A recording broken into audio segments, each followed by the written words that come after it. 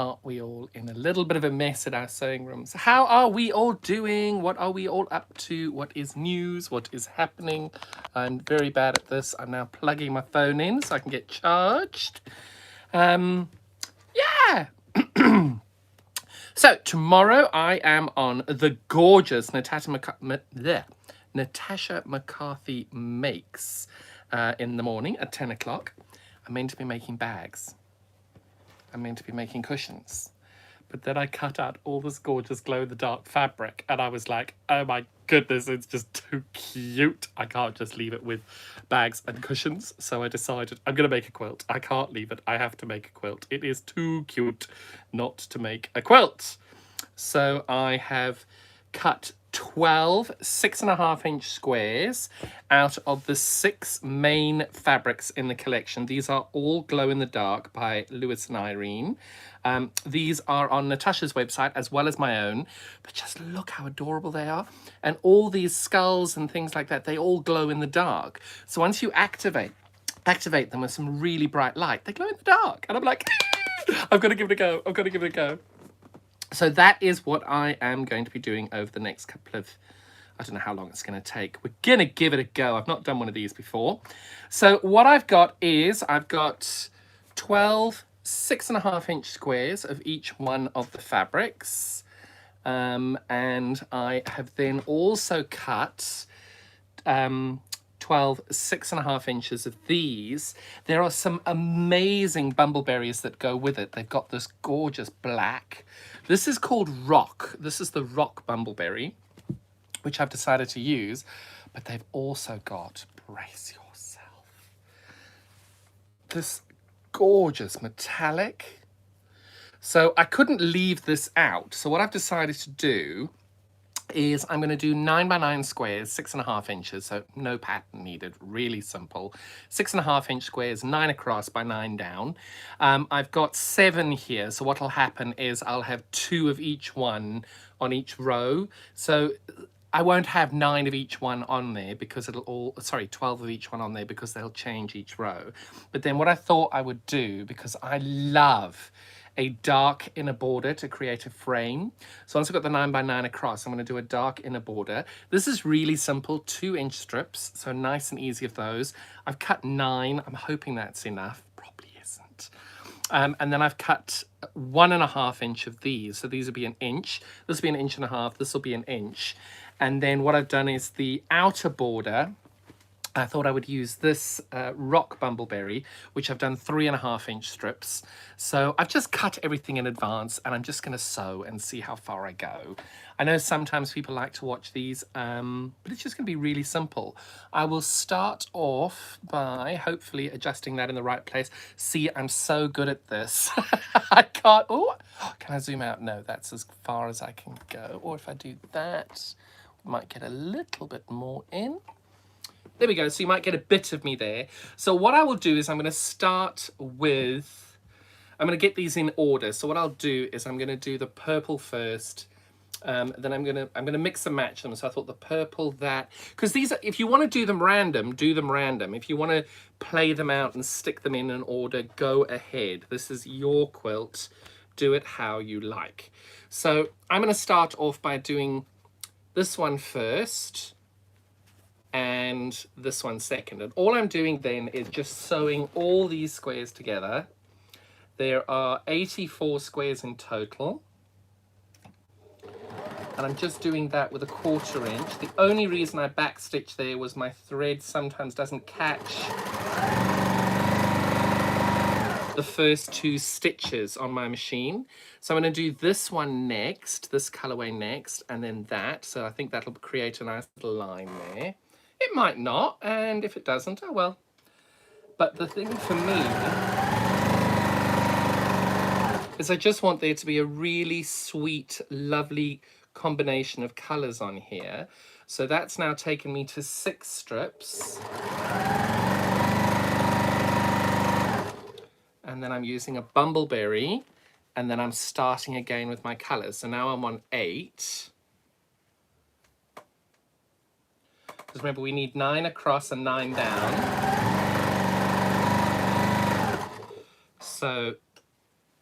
I now am going to start by sewing these together. I don't like trimming my threads. I don't like doing that. I think I'm a lazy quilter in that way. I just want to make it as simple as possible. So that's number 1 and 2 there. These are 3 and 4. So I'm going to sew those together whilst chain piecing everything together at the same time. And then this one's free. So remember now, I'm jumping around, I know. So this is number 7, this is number 8. So I need to put number 9 on the end of that. So this is going to be my number 9. I know people will be looking at this and going, what on earth is he doing? It's silly. And so this was my numbers 1, 2, 3, and 4. So now I'm going to add on my 5 and 6. So this will be 5, this will be 6. So I make sure I add those on there. And the reason is that you just save that tiny little bit of thread.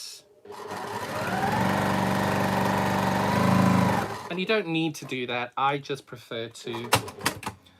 And then, so that is 1, 2, 3, 4, 5, 6.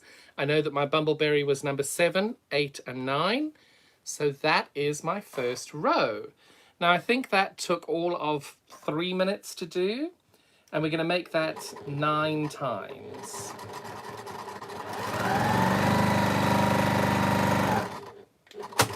Okay, so that's row number 1. Okay, going 1 to 6. Starting with my bumbleberry, and then 1 and 2, which means my next colour on the next row down is going to be number 3. Now to make sure I get these in the right order, I'm very lucky, I've got my ironing board next to me. So I'll have row number 1 here, and as I make row number 2, I'll put it there, row number 3, row number 4, probably row number 5 because my ironing board's quite long. And at the point I get to row number 5, I'll start sewing them together and pressing them and doing it that way. That may not be the way you want to do it, whatever works best for you, just go and have some fun. Right, so I'm using fabrics number 3 and number 4.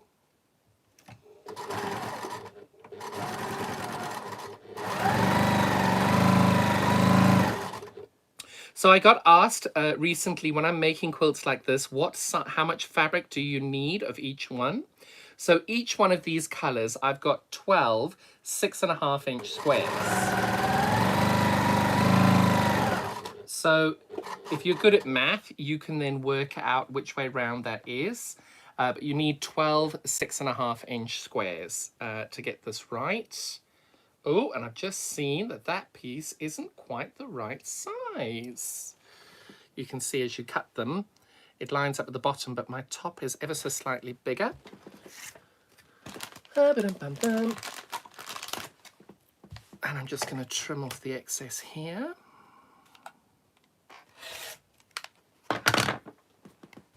We've all done it. We all have that. We stitch everything and then realize we got it the wrong way around.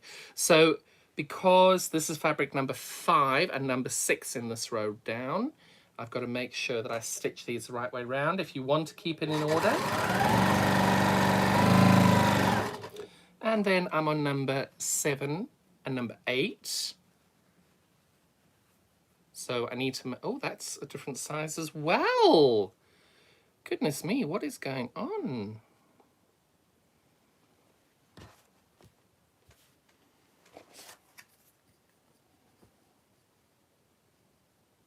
Oh, and this little grey is a bit short. That's the great thing when you're sewing pieces together that are the same size. If they're ever so slightly different in size, you will pick that up immediately.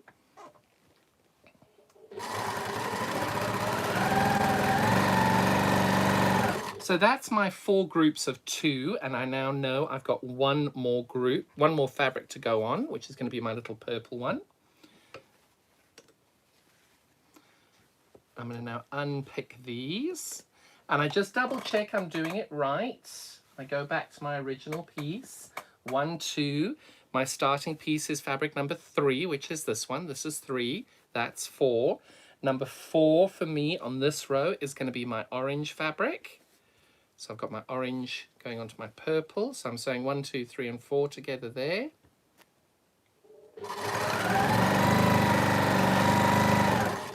And then numbers, my bumbleberry is going to go against my dark grey over there.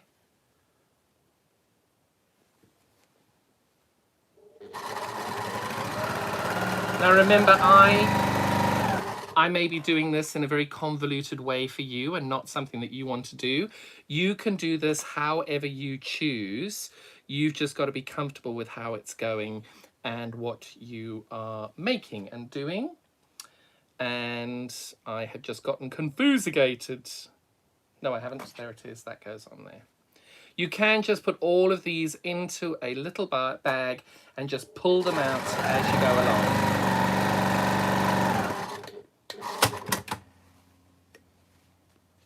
So for me, this was my fabric number 1 on the second row, 2, 3, 4, 5, 6.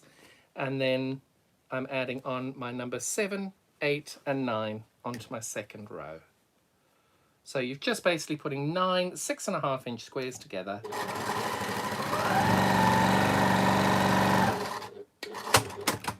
And you've got your row number 2. Now come on, that took like 5 minutes. So my first colour is going to be my orange. So that's going to be number 1. This will be number 2. So I fold those together and I'm sewing along this line.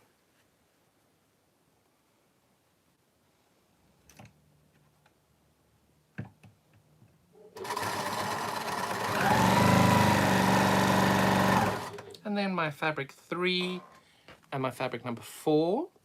I'm wanting to make mine all directional, so I'm making sure they all go in the right way. You don't need to. You can do them how you choose.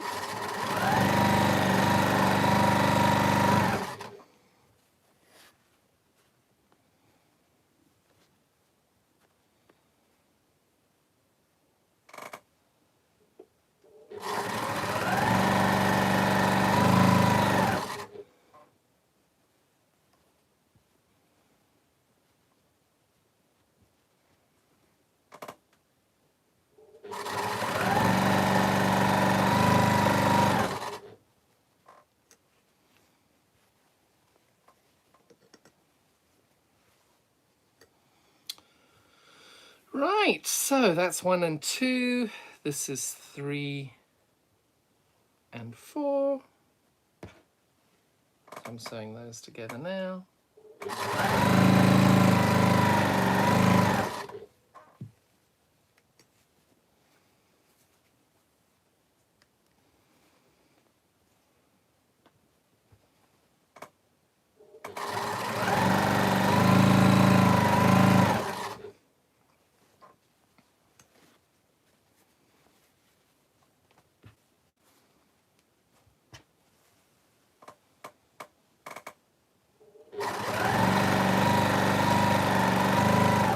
And you can see it's coming together really, really quickly. So it's just a really simple, nice, easy thing. I've been live streaming for 13 minutes and I've done 3 rows already. And what I'm going to do now is, because I've got 3 rows, I'm going to press these all and show you how they look when they go together. I shall be back in 2 seconds. I've got to go to the other side.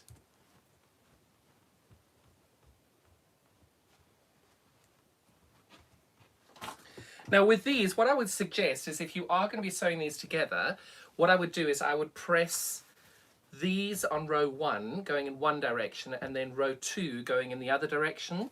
The only reason being, it just comes when you come to nest these together, it does make your life that little bit easier having a nesting ability with these fabrics.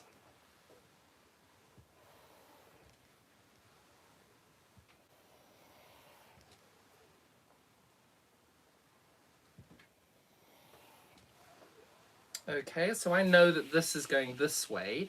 So I'm going to do my number 3 the same way, just so that I don't get confused, because obviously my numbers 1 and 3 and 5 and 7 and 9 will all be going this way. whilst my number 2 will go the other way, 2, 4, 6 and 8, because they'll nest beautifully together then.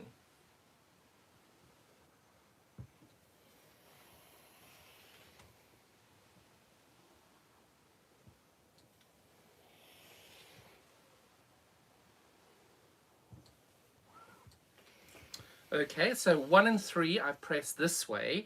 So my middle one, numbers 2, 4, 6 and 8, I'm going to press that way. And all I'm doing is just popping my iron on and gently moving this down as we go. Now that's how I press it. That doesn't mean it's the right way. It's just the way that I've chosen to do it. If you want to do a different way, please, by all means, do so. It's whatever's easiest for you. I don't like it when there are rules in quilting that mean that you are doing it a different way, that you might be wrong. You're not wrong, it's just a different way. And they both work because they work. Right, let me now sew those together.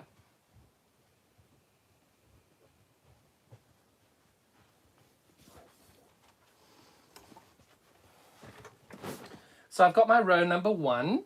Because I'm trying to make sure that my fabrics are directional, I'm just going to rest them in my lap and make sure that everything's going the correct way.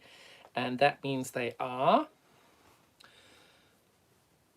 So I'm going to start now.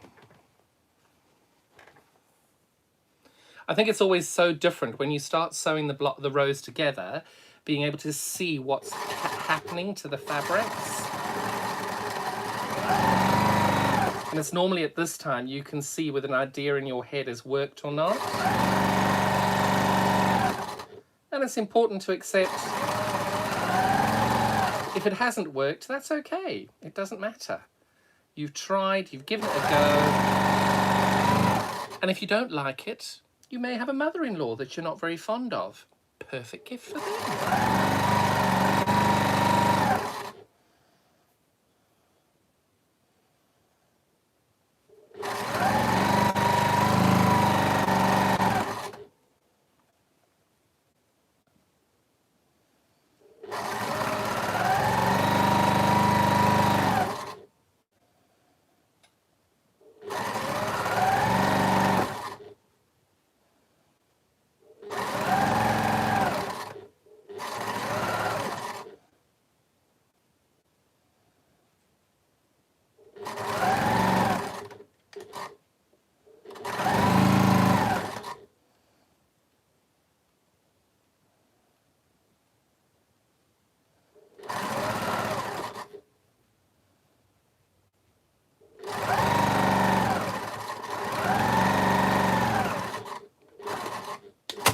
As you can see, I did not use a single pin in that whole run.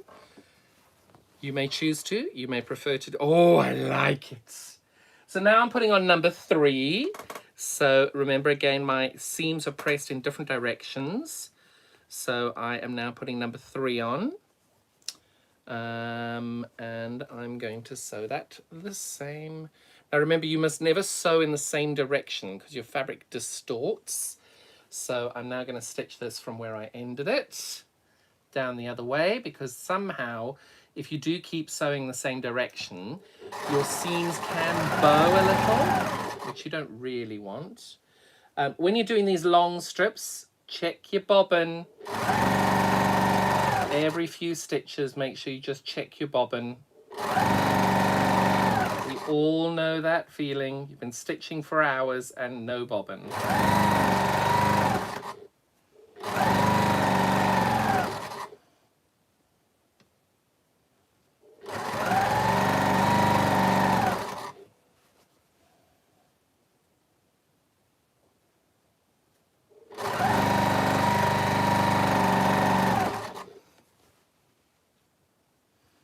So you can see I'm about 15, 18 minutes in, and a third of the quilt is almost made.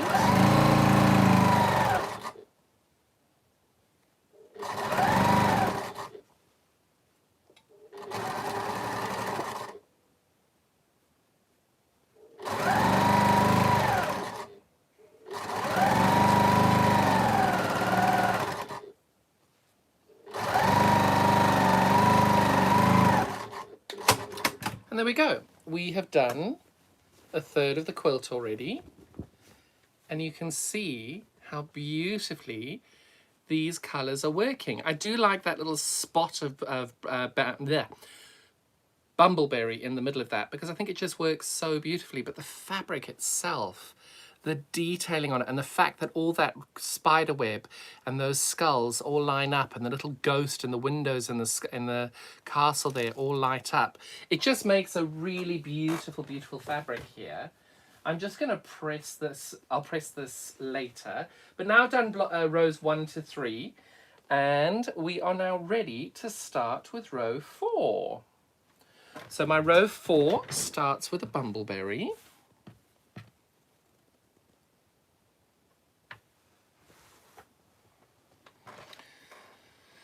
And we just keep going. So that's a third down, 2/3 to go.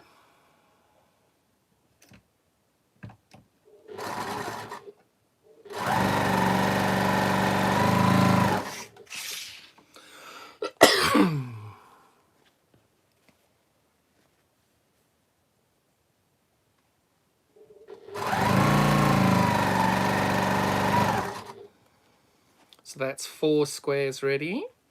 Now I'm on 6.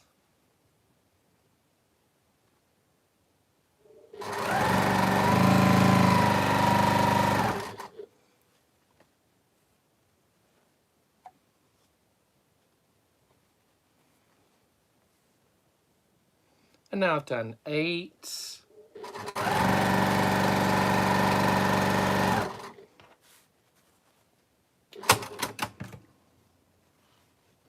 And I'm going to sew my 9th one on to the end of my 8th one now.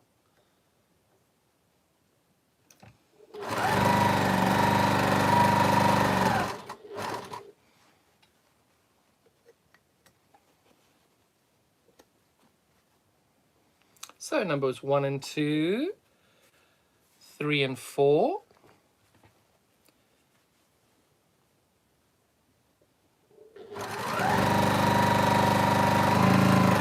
These are numbers 5 and 6.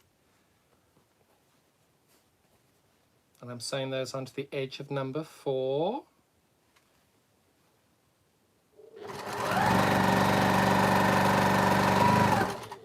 And the one that I did earlier on the little run there,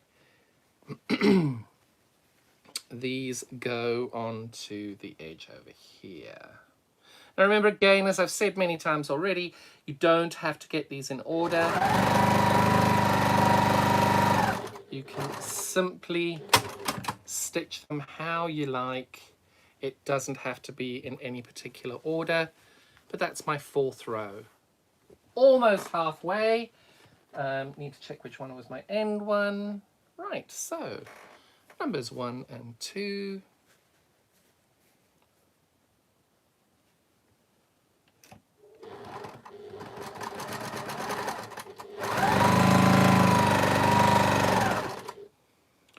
Number 3 and number 4.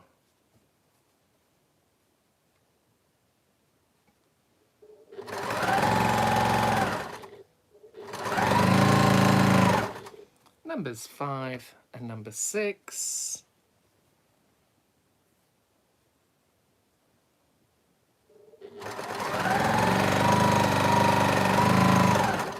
Number 7 and number 8.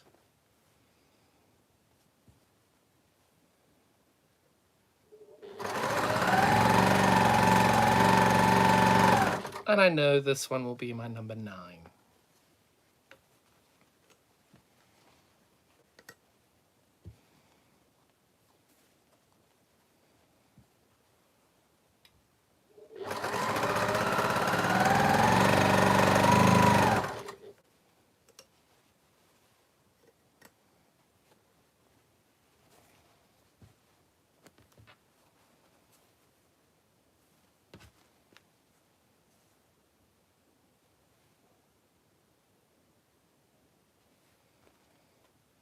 And then I realize I've made a mistake somewhere.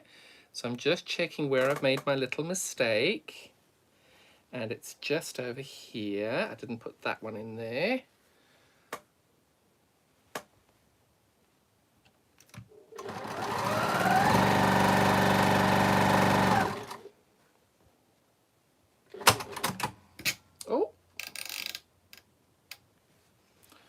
we go. And then I've got my bumbleberry in. So there we go. And it's also quite nice if you do double check all the ways you're going around and checking. It's important that if you make a mistake, fix it then and there.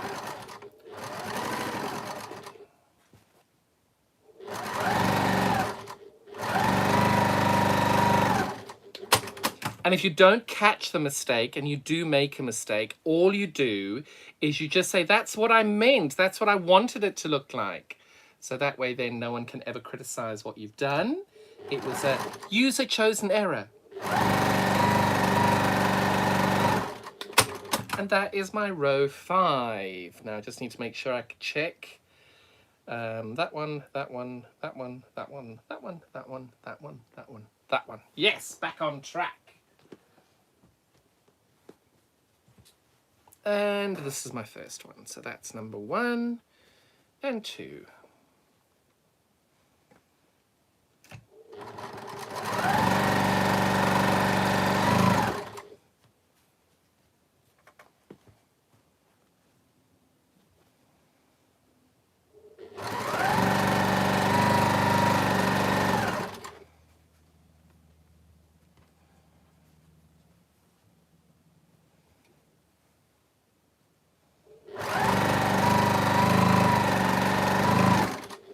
And then we've got fabrics number 7 and number 8.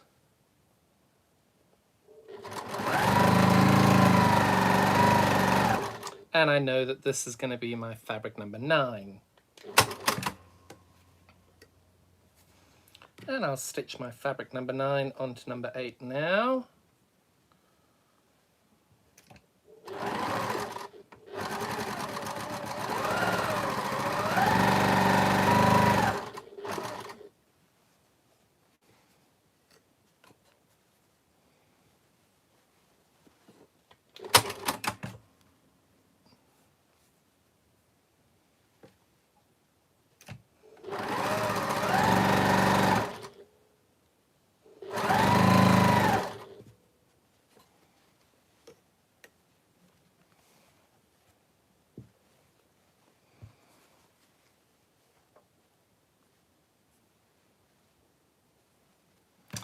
Oh my goodness, I think I've done it again.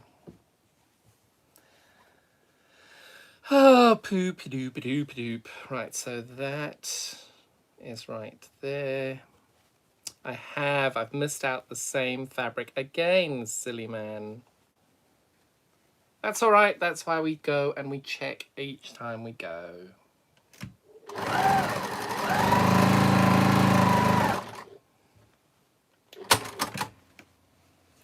Okay, so 1, 2, 3, 4, 5, 6, 7, and then that should be there.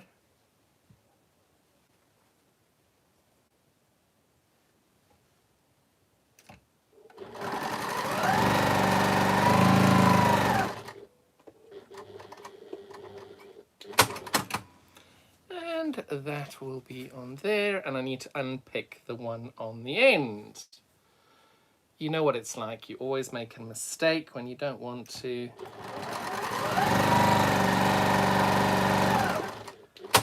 Now I've made 2 in a row. 1, 2, 3, 4, 5, 6, 7, 8, 9. Right, so this is my error.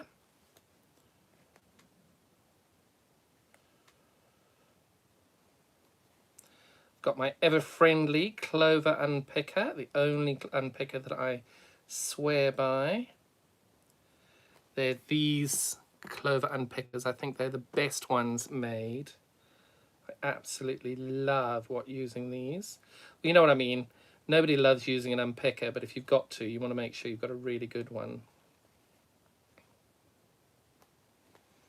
And then a trick I learned from Jenny Raymond is if you go on the back of the fabric and you unpick every 2nd or 3rd stitch along, if you do that, I'll show you now.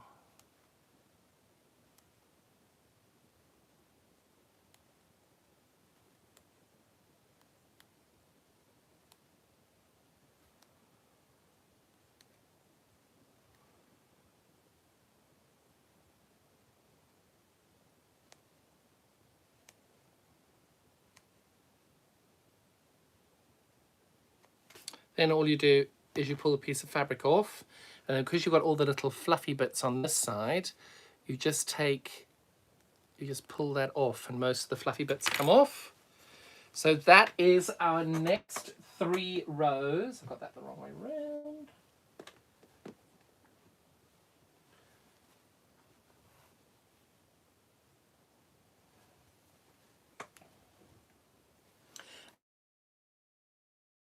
Together. So I'm going back over there, plugging the iron in.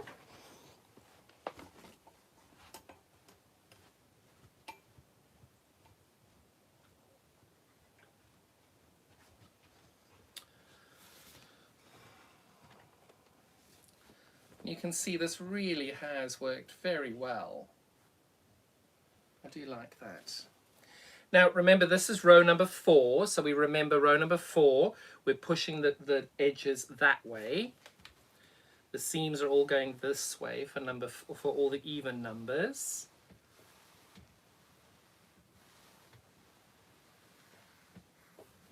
Just realised my oven iron hasn't quite woken up just yet.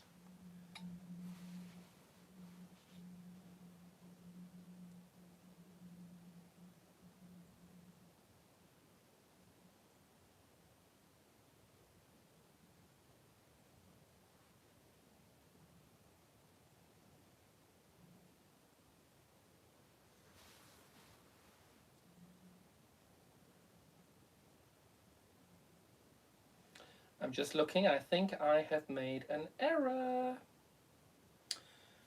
And I have...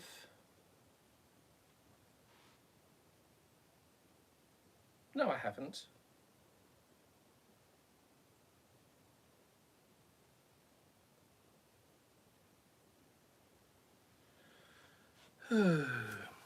Right.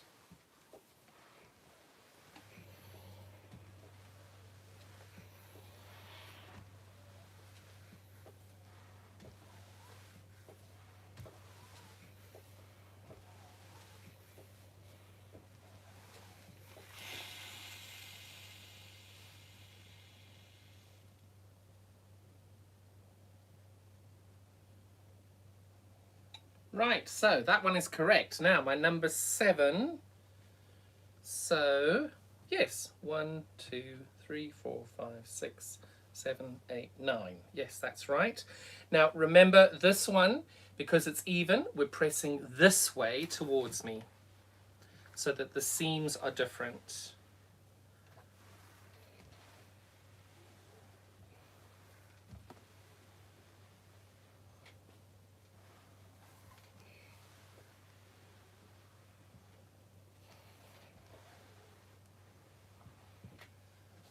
Okay, so that's rows 4 and 5.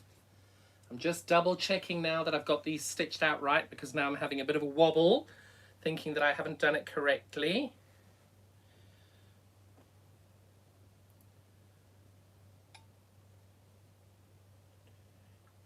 Five, 1, 2, 3, 4. I have done it correctly. It's always those moments of panic where you're never quite sure if you've done it wrong.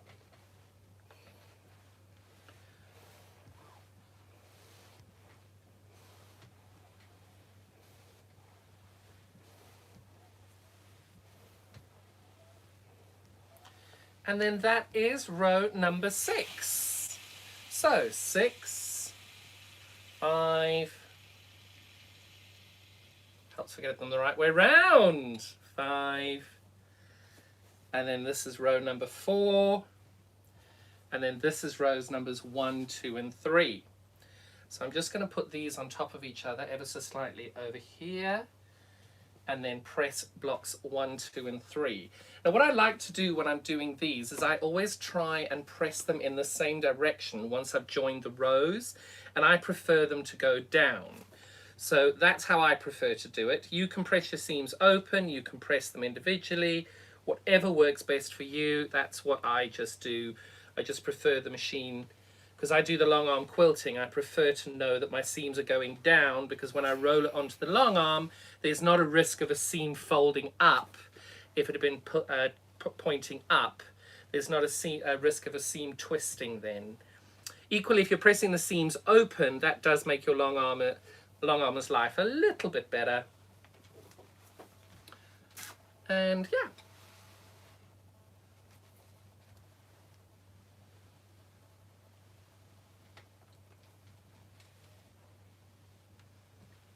So all these is 84 6.5-inch squares, already cut out, ready for me. And I've just simply stitched them together in an order of 9 different blocks, 7 different fabrics. So I've got 9 going across, and I'm doing 9 rows down. We've now done 2/3. I'm just sewing these next 3 together and going from there. And I'm going to have a sip of water as I come.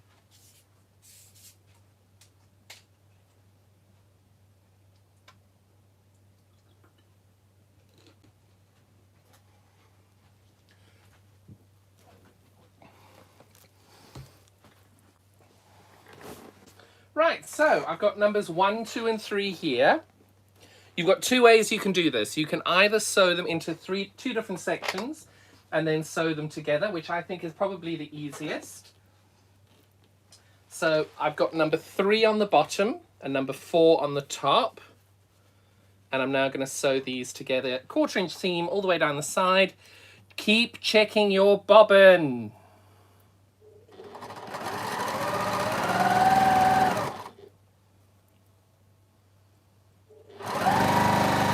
I don't know if there have been any comments. Oh, brilliant. Sorry, I've seen all these. Hi, John. I missed the start. Just heading out to our Saturday dinner. Have lovely time, Kirsty. The fabric is the Lewis and Irene Glow in the Dark Halloween collection. I'm taking it on to Natasha Makes tomorrow. And I've got it in the shop as well.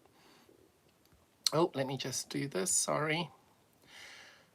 Sorry I haven't checked these. Hello, Elizabeth. Hello, Kirsty. Hello, Nicola. So it's the Lewis and Irene. There you go. Thank you very much. Sorry about that. Hello, Hazel. Really sorry I've not been following that because I've been busy sewing, not paying attention. That doesn't mean I don't care. It means I'm just focused on this.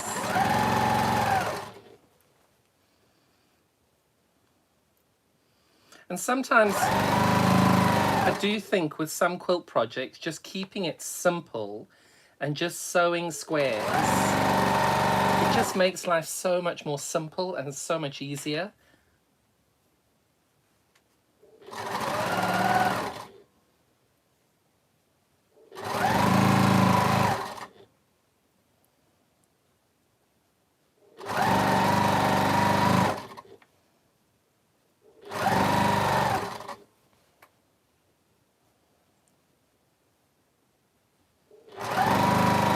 Oops.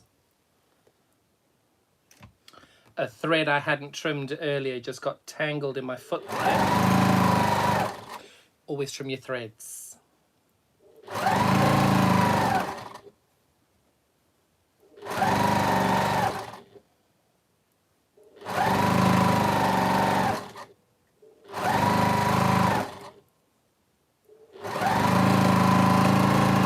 Okay, so we know that I've sewn from that end to this end. So my number 5, I'm going to sew from this end all the way down, just to make sure that I'm not going in the same direction. When I'm putting these together, I always make sure I'm sewing the right end to the right end because I want all my pieces to be the correct way round, and I think I've got that right.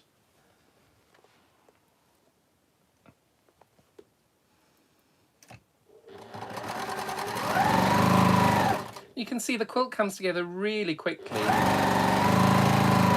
And once I put the borders on, I think it comes out to about 55 or 60 inches square. We can double check the size when I get it together.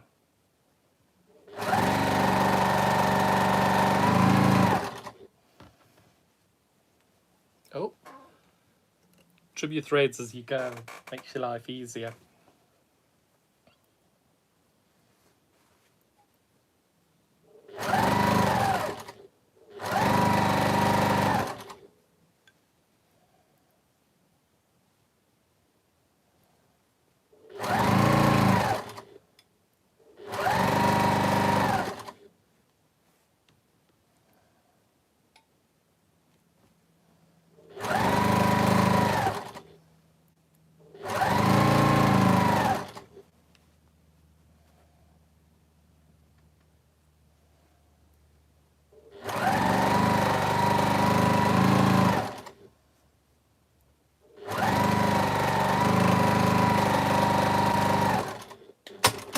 And that is rows 4, 5, and 6 all sewn together. And now I'm going to attach those to the bottom of rows 2, 3, and 4. 1, 2, and 3. And they are all going the right way. And my seams are nesting the right way. I think I did it right.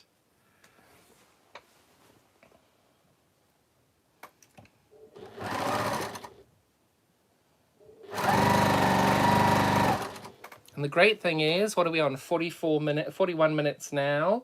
If we take out my idle chit chat, you're probably at about 35 minutes of sewing time.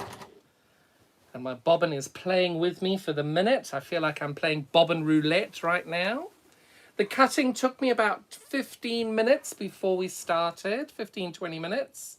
You need 12 6.5-inch squares of each of the fabrics. I use 7 different fabrics. And then my borders, you'll see I've got 3 borders coming. I've used the black bumbleberry. I don't know if it's called black. I forget the color name. I'll double check.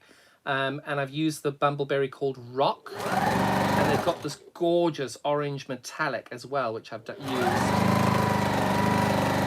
Which has worked really, really well.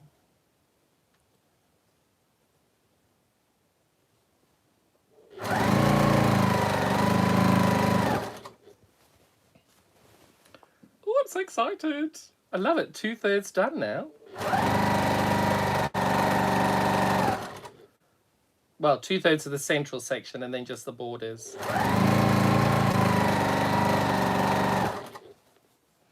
Almost there.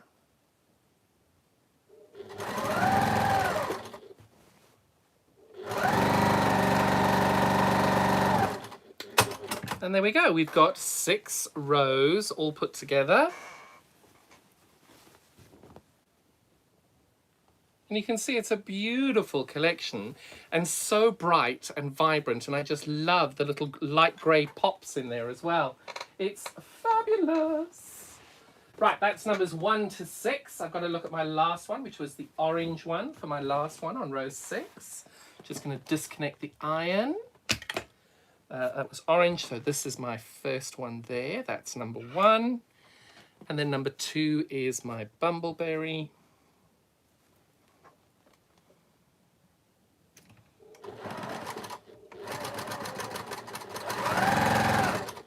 Oh, my bobbin's still going. Not quite sure how that's happened, but there we go. I'm not going to argue. That's number 3. That's number 4.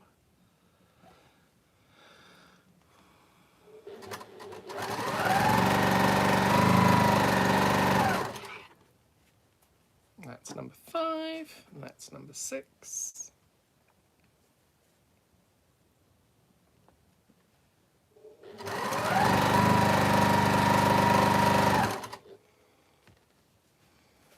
Seven, 8, and then a bumbleberry as number 9. Oh.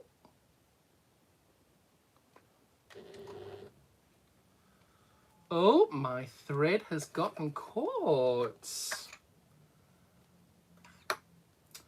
The way Aurifil wind their thread on is that they have occasionally got knots in their Aurifil thread. And when they have a knot in the Aurifil thread, it can sometimes just break sporadically. And that is what has just happened over here on my threads. I love Aurifil thread, except for that. That is a pain, but it happens.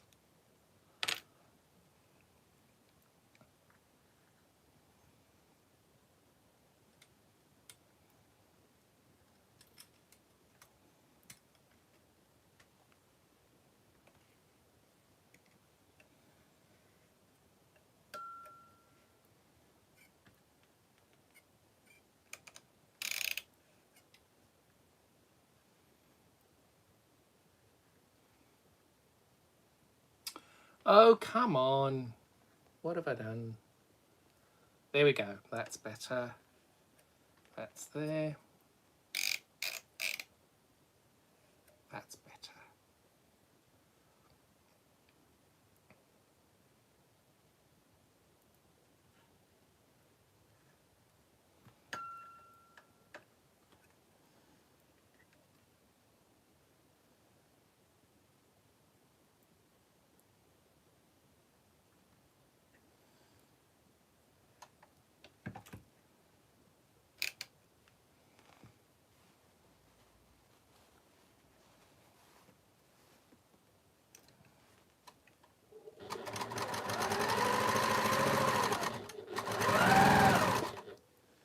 And we're right back on track. And then that bumbleberry is number 9.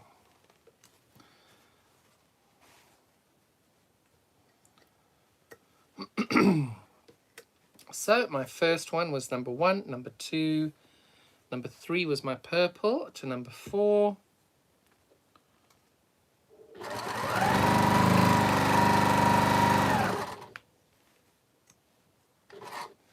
And then numbers 5 and 6 were my grey and my purple.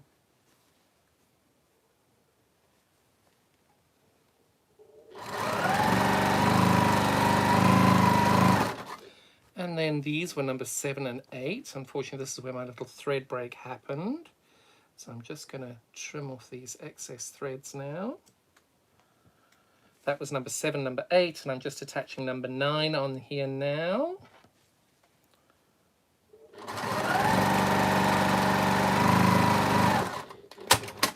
And then that is, with one more seam, that is the end of row number 7. Only 2 more rows to go. And then we are ready to put the borders on.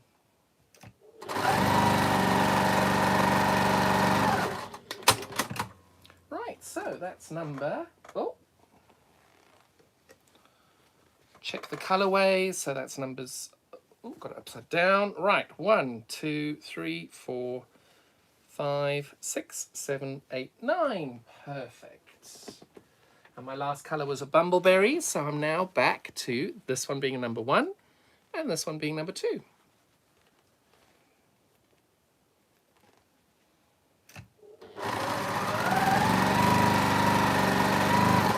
And this is my number 3 and this is my number 4.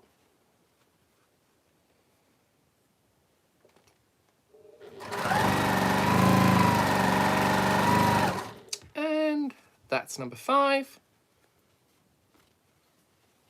And this is number 6.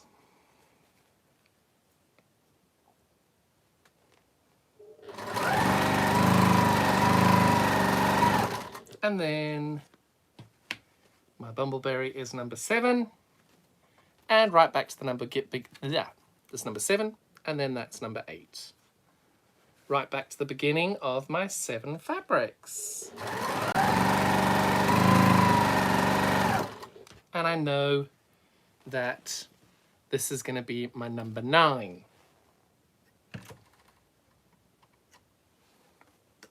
So I'm going to stitch my number 9 on now. I know that's not what I've been doing all the way along, but hey, you can change your mind as you go. Okay.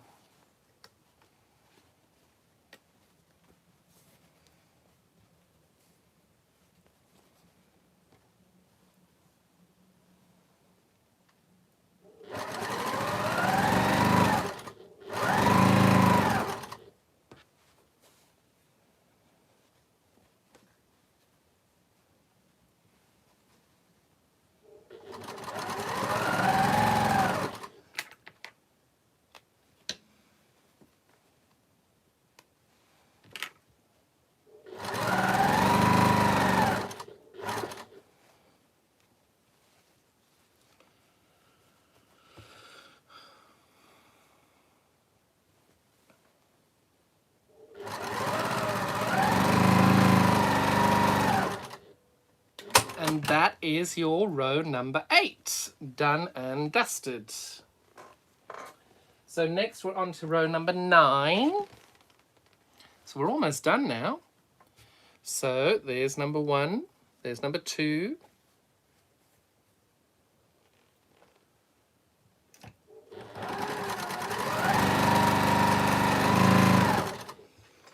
There's number 3, and there's number 4.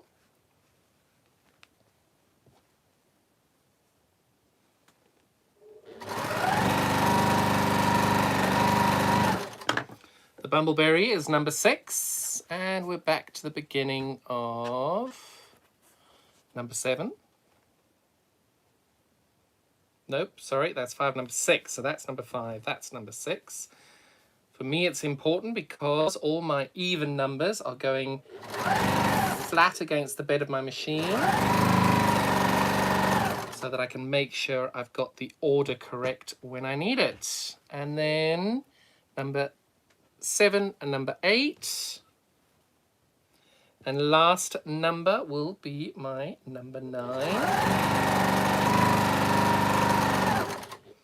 And that will be my number 9. So I'm going to have 4 little pieces left over, 4 or 5 pieces left over. Hang on to those because on my show tomorrow with Natasha, you'll need these. So hang on to those.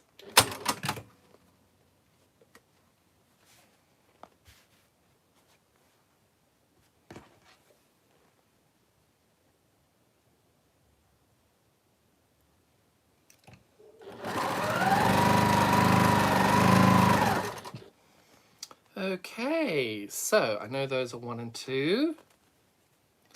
So number 1, 2, 3, and 4.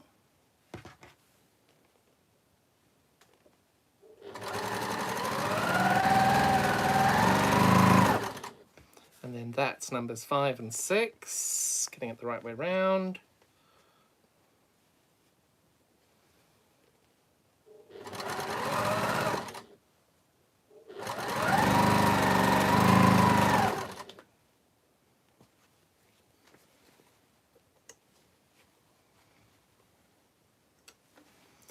And that one goes over there.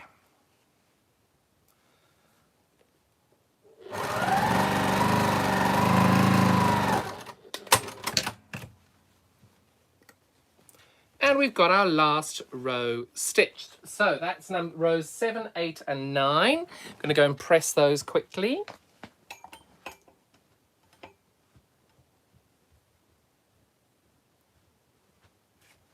I feel like the only steps I get these days are walking around my table to get to the ironing board. So these are rows 1 through 6 that we've already stitched. To keep in what I've done with rows 1 and 2, I'm going to make sure that I press, and of course I forgot to plug my iron in.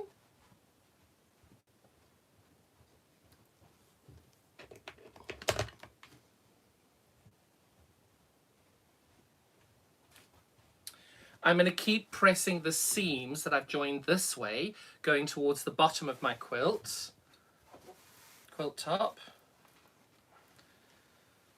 So I'm just going to keep that going all the way through the quilt. For me, that just makes my life easier. You can do it how you think is best.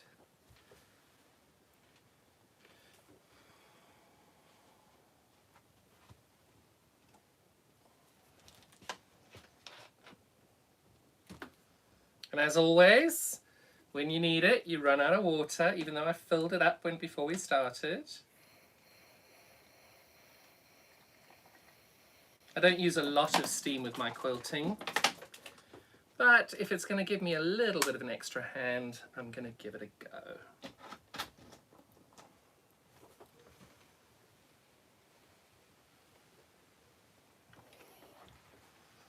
So the last row number here I had was number 6. So it means that my odd numbers will be my first one, number 7, which means I'm pressing those coming towards me. And then my even numbers, when I press these rows, number 7, 8, and 9, the seams will go away from me, because that way then they can nest beautifully.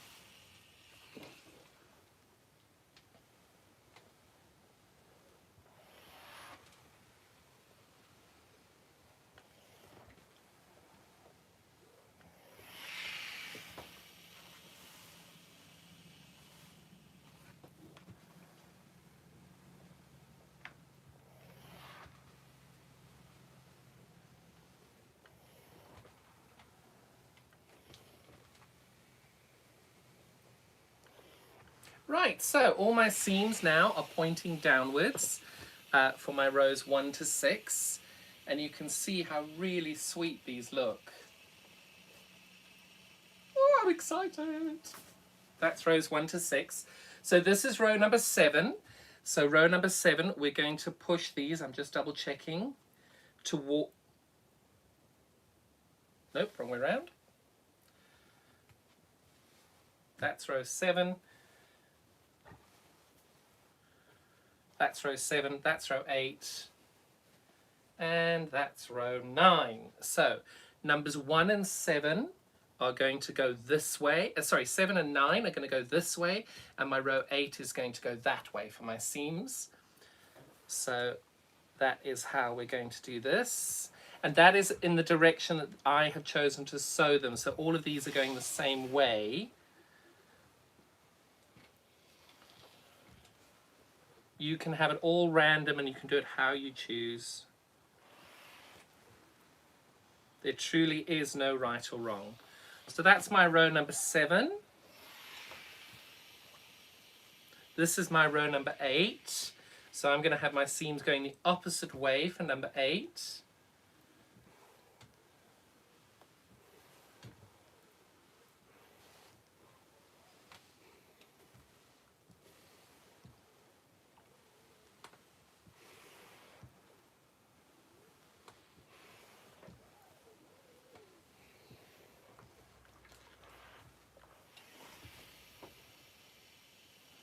And then this is my row 9. I'm going to pull these going towards me.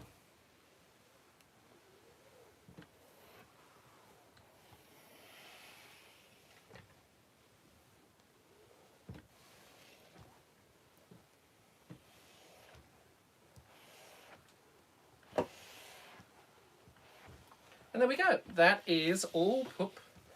Sorry, my iron is leaking a little bit there. We all have that happen occasionally. So that's rows 7, 8 and 9. And then I've obviously got my rows 1 to 6 here ready to sew on. So I'm just going to rest those over here. And then we're ready for borders.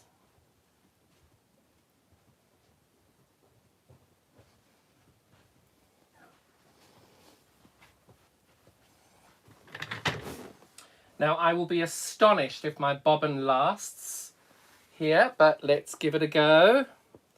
I was playing bobbin roulette beforehand with this. Let's see how we're going on this.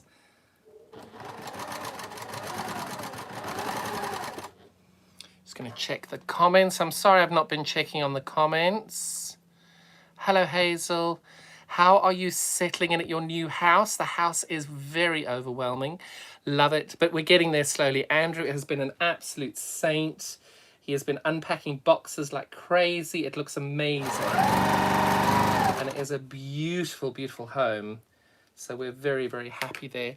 I love your creative space. Thank you for that. Yes, there is a lot of stuff, isn't there? But the great thing is my new studio at my new house is where I'm going to do all my live feeds going forward. It really is a beautiful, beautiful place to be able to show you all and sew, and oh, it's just gorgeous. I'm very, very lucky. But it's going to mean I'm going to have to sell a lot of fabric. Got to get that going. Bills to pay and all that.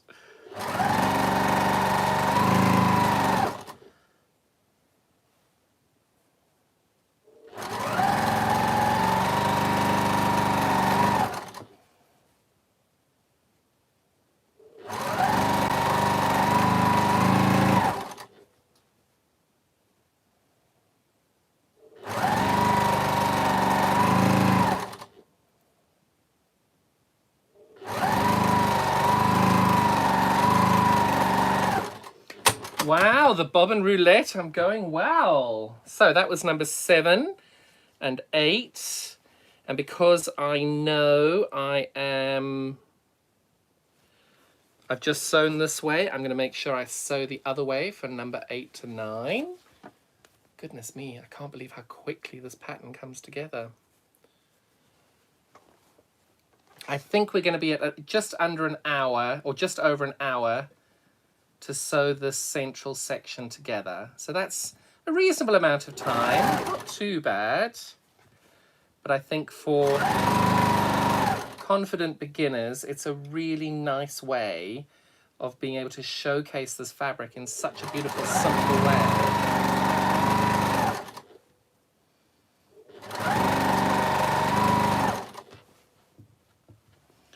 So hopefully in just over an hour, you would have made a quilt. And you don't need to put any borders on this because it's just such beautiful fabric. You don't need borders. I just love a bigger quilt. If I had the time, I would probably put a whole load of flying geese going around. Ooh, I'm just thinking, I'm putting a little border on. I might be able to applique some bats on there as well. Ooh, I like it. And the great thing, because this is the glow-in-the-dark fabric, I'm very lucky. I've got a lot of different quilting threads. And one of the quilting threads I have is actually glow-in-the-dark quilting thread, which quite a few long armers do have. And you can get them yourselves as... sorry. You can get them yourselves as an embroidery thread, the glow-in-the-dark. And you get different colours of the glow-in-the-dark. You can get the orange, you can get the green, you can get the pink. Sorry, I knew one of my seams went a little wonky. There we go. Just one of my little seams over there went a little bit too close to me, so I just wanted to make sure I caught that. So that is row 7, 8, and 9. And all I've got to do now is to attach it onto the bottom of row number 6. And then, boys and girls, ladies and gentlemen, and all of those in between, we have got our quilt top all ready to go. So let me get this done. Oh, good. And I got my nesting right as well, which is always a little worry when you're doing it in 3 sections. So that is, we'll call it an hour, but it is a little bit more.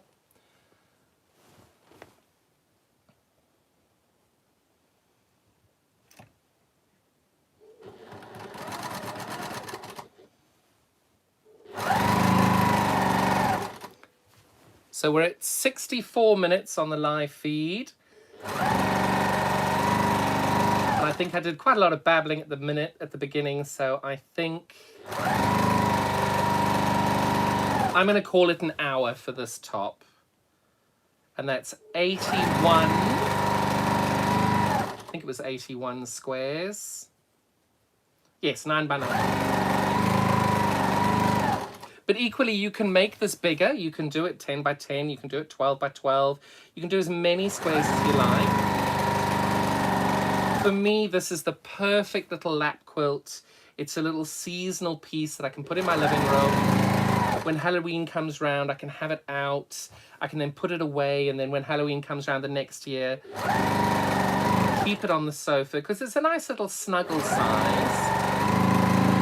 Great if you've got kids coming to stay and you want to give them a bit of fun. You don't tell them that it's glow in the dark. Oh, I lost my seam a bit there again. Wasn't paying attention. Forgive me. There we go. Oh, that was perfect. And I'm now going to stitch that down. So that's 65 minutes and 8 seconds with all my babbling and ironing and everything. And we've got this gorgeous little piece. So I'm going to press this now so I can put the borders on. And the borders, I reckon, will take another half hour. I do think it's really, really important that when you are doing your borders, your top needs to be as pressed as you can get it. I go over and repress the entire top. It's very important that you get everything as flat as you can be, especially on the edges, because when you're quilting and everything and you are adding extra layers on, it can ripple, it can do, you know, fabric's mercurial in that way, it can move around on you. For me, I just like having everything as flat as it can be, making sure all my seams are going in the right direction so that when I do put my border on, I am able to make sure that my seams aren't twisting, just to make sure that it's as neat as it can possibly be. I just find that works so much easier when I'm putting on my borders.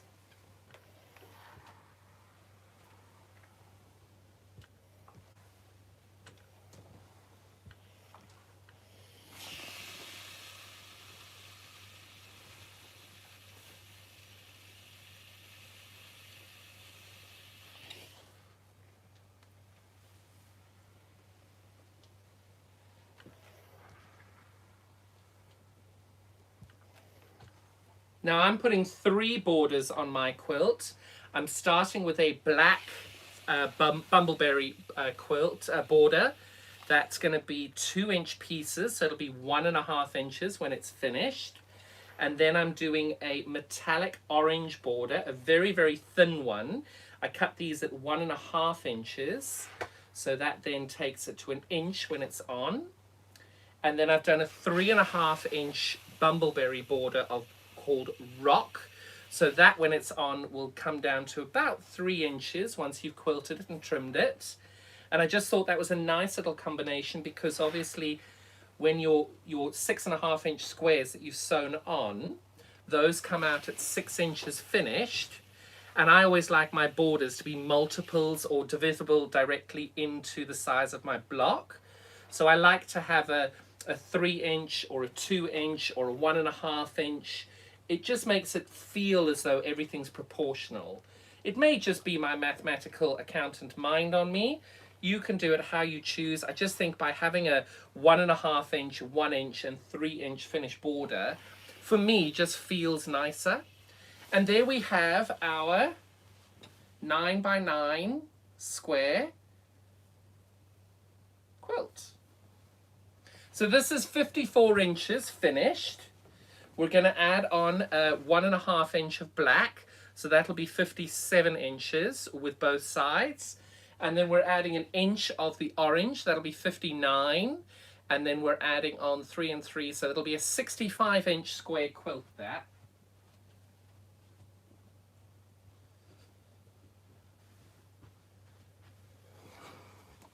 "65 inches is always a nice size for a quilt. And we're going to start, as I said to you at the beginning, which some of you may have missed, we're going to do a black border first. And hopefully I've cut enough. And I'm going to start with doing the borders on the side. There is no right or wrong. You must do what works best for you. And all I'm going to do is sew 2 or 3 pieces together and trim them as I go.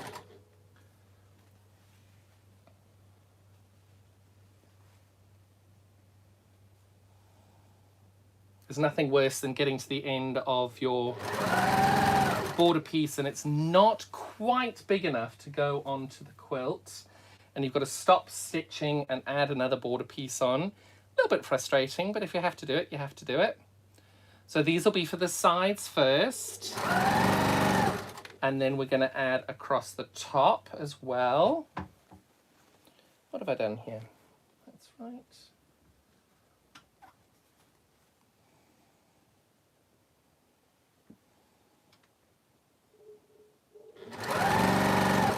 For myself, I like doing a dark border first because I think it gives a very good frame for your quilt immediately.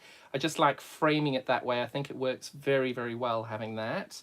And then I like adding a pop border, which is in this case is going to be the orange bumbleberry.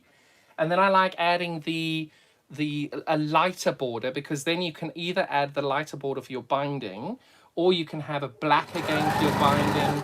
It gives you options, and there is no right or wrong. You've just got to go with what colours work best for you and what you think is going to give you the best finish. And over here I am perfect. So I've got 3 little ways. Now there is no right or wrong on this. I always try and have my border at the top and my back at the bottom of it, because if there's extra fabric here, it'll be stitched in more neatly when you sew it in rather than adding the border on the top.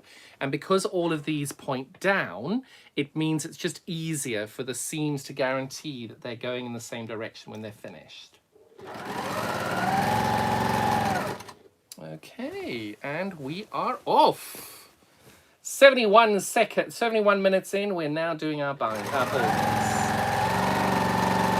This is border number 1.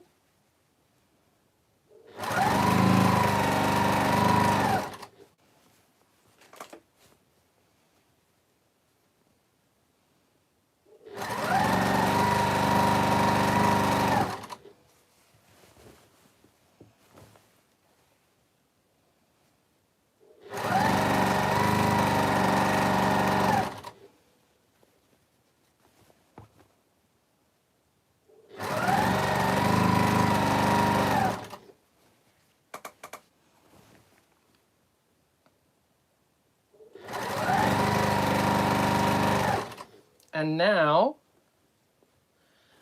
I'm almost finished the first side. And I'm just looking around for my fabric scissors and I can't seem to find them. So what I always do,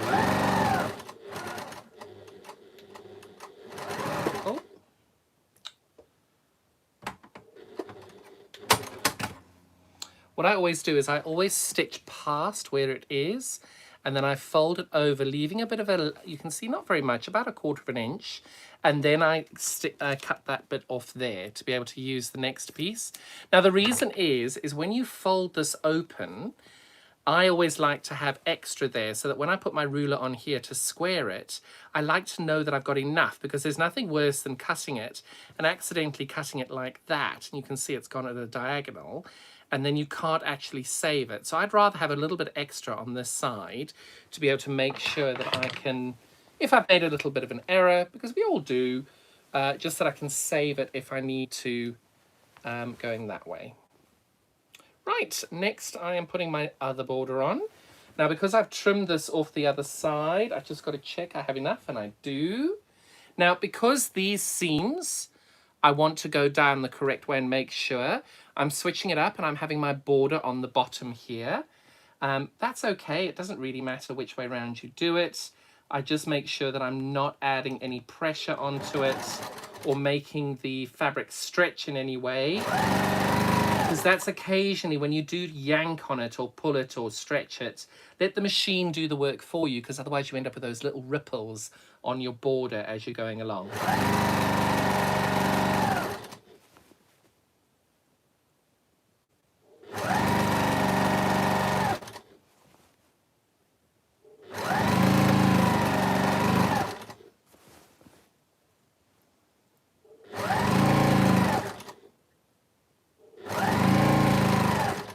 Going to check if there are any comments. Sorry, I've not been checking the messages. Perfect. I think I'm all caught up.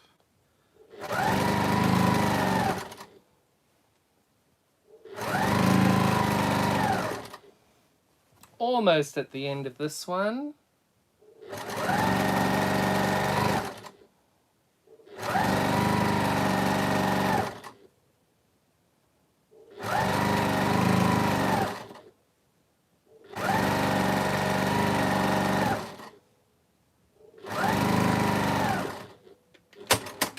And again, when I'm at the end there, I always like to leave a little bit left over. And when I started on the other side, I always like to make sure I've got a bit left over there as well. Now, you've got two choices now. You can either go and start ironing these open and getting it right. I'm just going to finger press this. I'm going to finger press it there. That's my choice. There is no right or wrong. You must do what works best for you. All of my seams are going in that direction. So I'm just finger pressing these here. And then I'm getting my border piece ready to go. And what you'll find is when I put my border piece ready to stitch on, you'll see I'll line it up over here first. And then I'll pull this down. And again, you'll see I've left bits left over there. And I just hold it in place there just to make sure that it just feels that it's got that little bit of extra and everything's running in a straight line. The correct way is that you take this, you press it, you put your ruler down, but I'm doing a live feed and you're bored and I don't want to waste your time, so I'm just going to finger press it and I'm going to run with it and see how it goes. And if there's a ripple, there's a ripple. So you're learning all the wrong ways of doing things, and you can then go and I'll tell you what the right ways are and you can decide what's best for you. Oh, am I still winning the bobbin war? My goodness, I am. I can't believe that I have stitched this whole piece together and I put almost 3 borders on and I've still got my bobbin. I don't know how I've got that right.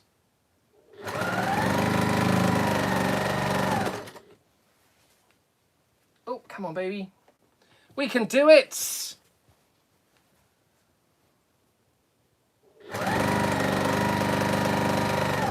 And my little machine, I call her Bertha, Bertha's making a bit of a clank now, which I'm not quite sure what that is. I probably owe her a new needle and a drop of oil because I have neglected to change my needle before I started. So thank you, Bertha, for pulling through, my darling. You're a great friend. And we're almost there. Now, I will need to press this border before I start with my second and third border. So once I've got this on. Now, what is really interesting to me is you can see that I cut that off as 1/4 inch. I've lined this up perfectly here, but you can tell if I'd cut that lower, this side would have been under the section there. It's not a huge difference, but I think it's really important to always make sure you cut excess when you get to the edge of your borders, because 9 times out of 10, you will end up with cutting at an angle and it'll be skew. And if you get it wrong, you can't really add more fabric to it once you've taken it off. So that's why I always try and add that little bit extra after the seam to catch it. Are we going to risk it, boys and girls? I think we are. One more border to go on.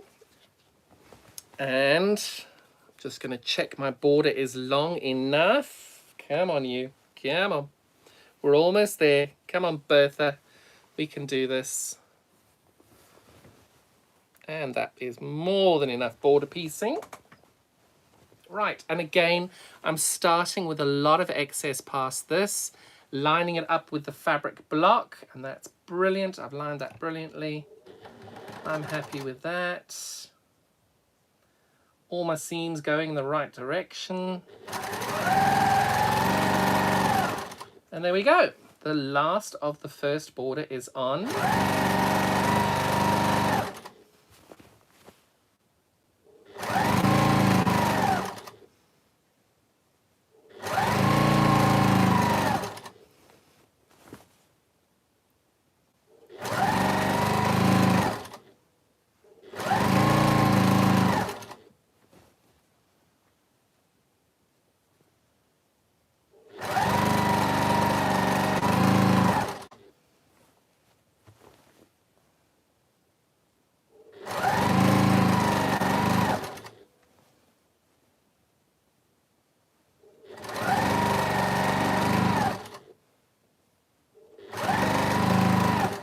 Oh, I thought I just lost the bobbin war, but I haven't. Bobbin roulette now for sure. Almost there. I can't believe the bobbins lasted this long. It's what happens when you fill it with Aurifil. And we are done. And the bobbin lasted. I am a happy man. So that is the end of our first border. So I'm now just going to press that border open. And we are at 80 minutes and 37 seconds. We started stitching at 71. So that was a 9-minute border. Fingers crossed, numbers 2 and 3 will be the same.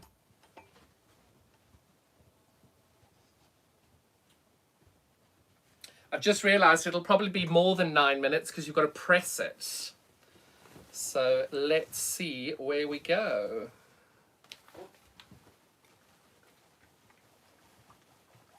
Now my borders, I always try and press from the top first because I think it just gives you that flatter finish for the border.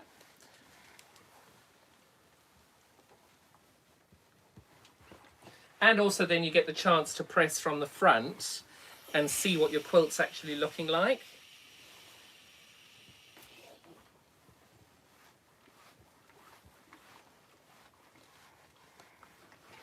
Oh, I do like this little black border.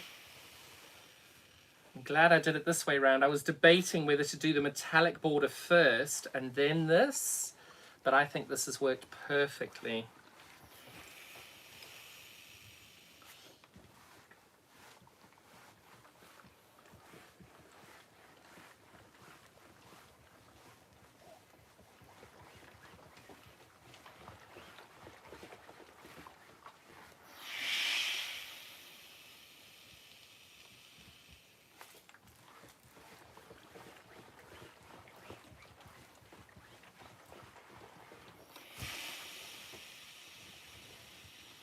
This is where I'm hoping my husband's not watching, because he could argue that I can iron.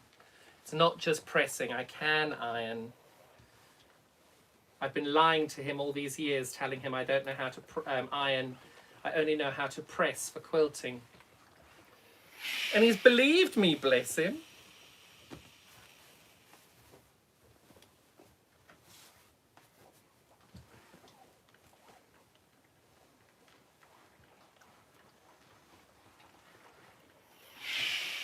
I can't wait to show you what this border looks like, these borders look like when it's finished.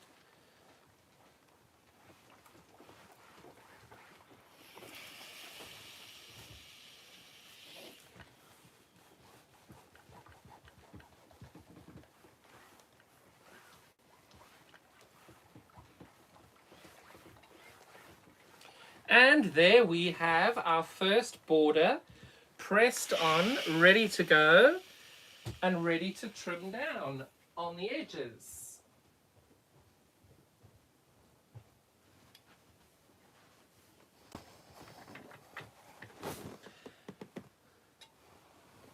And you can tell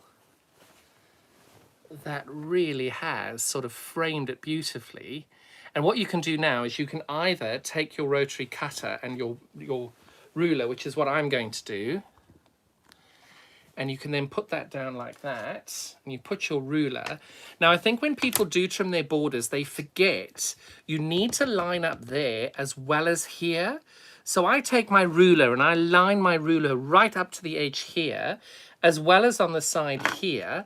And once I can see and feel that they're all lined up, only then do I trim it down, because there's nothing worse than lining it up like, for example, like that, and you haven't lined the top up, and this is square, but then you're off on the top. So I think it's important just to make sure that you do double check both sides of it. So along here, again, exactly the same thing. I'm lining this side up perfectly. I'm lining this side up perfectly. There'll always be a small difference. So as I do that, you can see there's a tiny little bit of shredding over here. That is totally normal. That's because your machine's gone a little faster. You may be a hair's breadth out on your seam allowance. That's absolutely fine. Just make sure that you're consistent all the way around by measuring this against the top and on the side.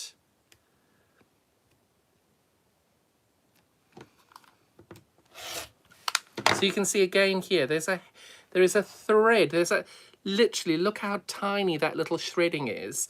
It just means that that's now completely square, and you may have just been off by a millimetre or two. Now you're all back up and square and everything's perfect again. I think it's just important to make sure that you get it as clear as you can. If you don't use the end of your ruler, follow a marking on your line over here. I'm using my 10 mark, lines everything up perfectly. And that's another way of doing it as well. You don't have to use the edge of your ruler. You can just use a marking. And there we go. That's all 4 sides done. Now we are ready to use our beautiful bumbleberry gold metallic thread. I'm going to come up a tiny bit. I'd forgotten to trim my selvages off at the beginning. So I'm just going to take all my selvages off here. I always make sure I try and take my selvages off, because that way then you're not going to end up with those tiny little pops of white in there, because you don't want that little pop of white in. It just throws your quilt colours out if you're sticking with that orange, and then you've got that gorgeous orange border, and then bling, right in the middle, you've just got a little white bit, and people always, your eye immediately goes to that little white bit, which isn't a problem. It just means your eye goes there and you're looking at it and thinking, oh, what happened there? Whoops.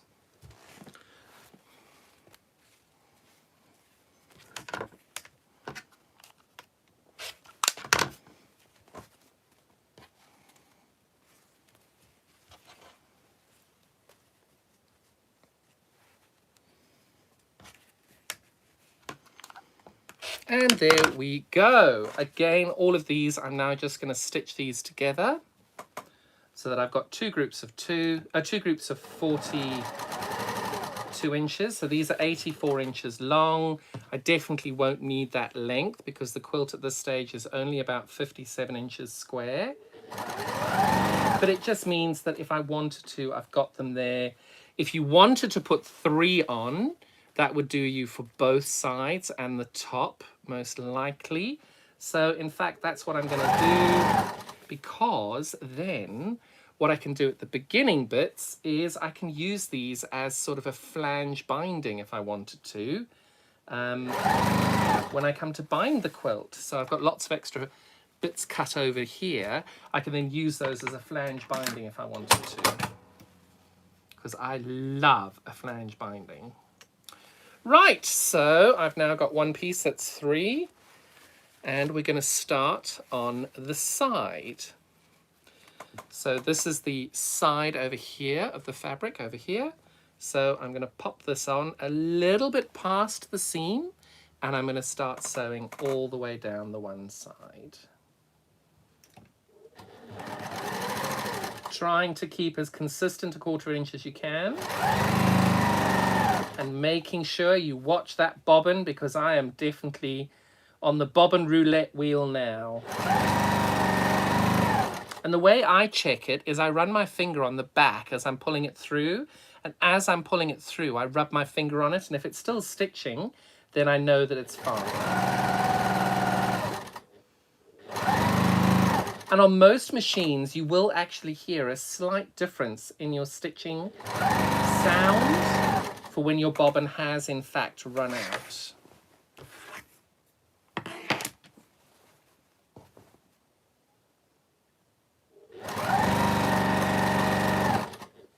I know on Bertha I can tell when she's run out sometimes, but often I don't, and I've stitched half the binding of a quilt on and then realise I've run out.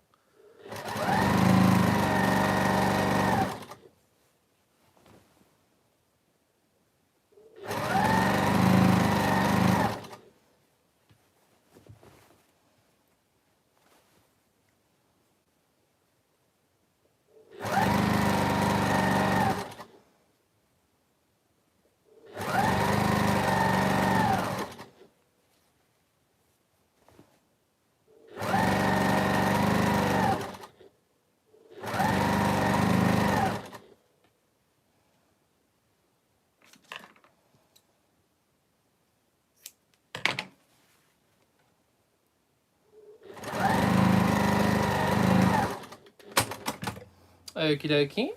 And now I'm doing the other side.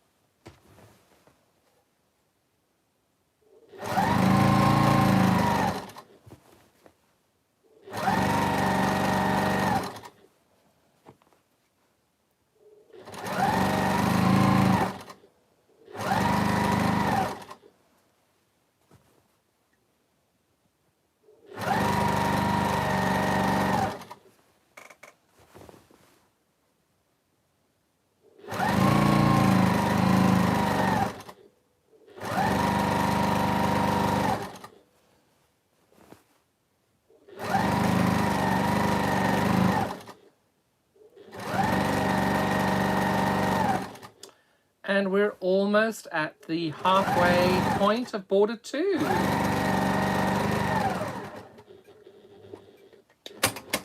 And I've got a little bit left on this bit. Don't throw these away, because if you're going to do a flange border, that will come in really handy. Now, my iron is right next to me here, so I'm just going to put the iron over this end bit. Just the end bit. I'm not going to press the whole piece. Oh! Oh, I lost the bobbin wall with ½ inch. I did. Finally, I've run out of bobbin, and you can see I lost that tiny little bit over there. So now I'm just going to rewind my bobbin. That went well. I was really impressed with that.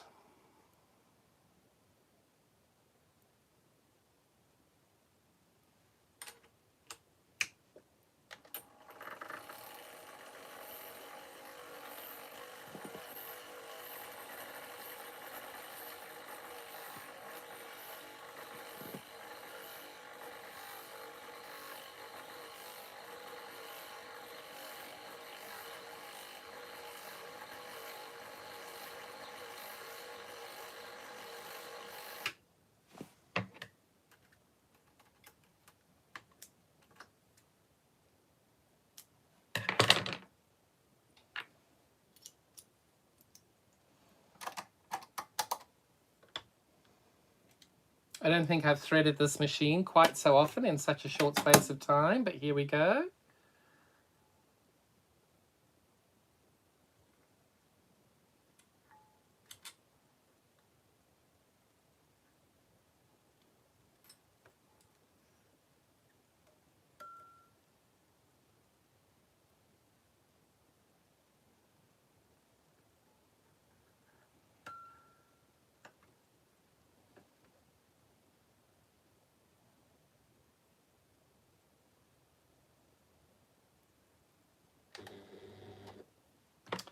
And there we go. We are ready to fix that last little bit. I can't believe we made it all that way.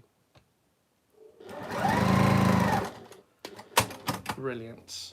So all I'm doing now is I'm pressing this bit of the border open, and I'll do the other side just to make sure that when I put the border on the other side, it's going to sit nice and neatly, and I won't have any bends or puckers, just to make it nice and flat. Right, so I've got my... Where'd my second piece go? What have I done with it? There it is, somewhere. There we go.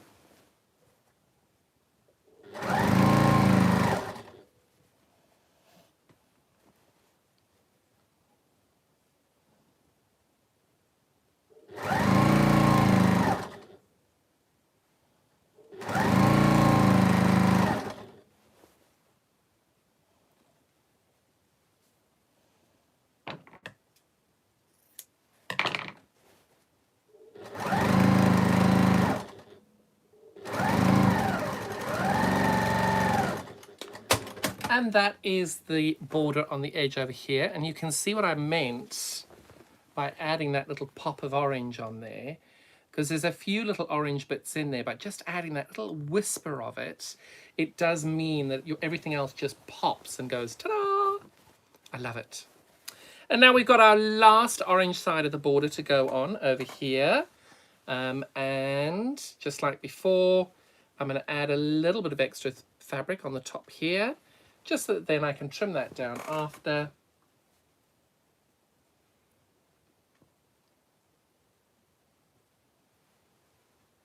And I'm finger pressing this. I haven't used the iron. You can do if you want to, whatever's easiest for you.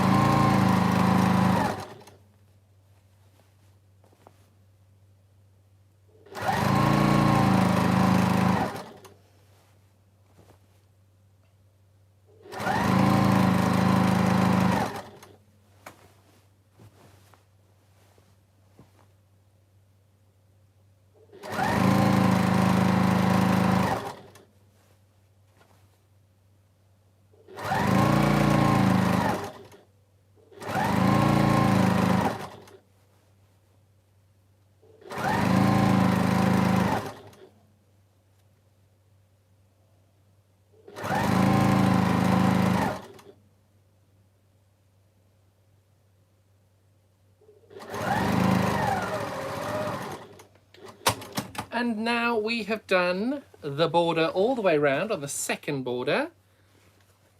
And I think we're at 17 minutes now for sewing both borders on and pressing one. So we're going to call it 10 minutes a border. I'm just going to press those round. And then obviously I've got my light grey rock bumbleberry, which is going to be the 3.5-inch border around the side. This one, I'm going to just stitch these quickly while my iron heats up again because it just turned off. And these I am just putting two together, two together, two together all the way around because I think we're just going to go over the 60-inch piece. So I'm doing 2 of each, just that way I can guarantee I've got enough fabric to sew down the sides.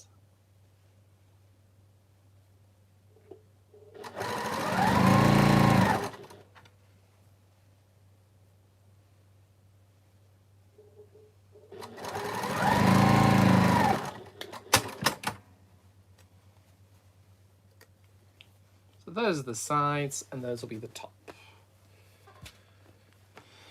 Hoping we'll get it through on 3 on the top, but we'll see how we go. Right, let's press these.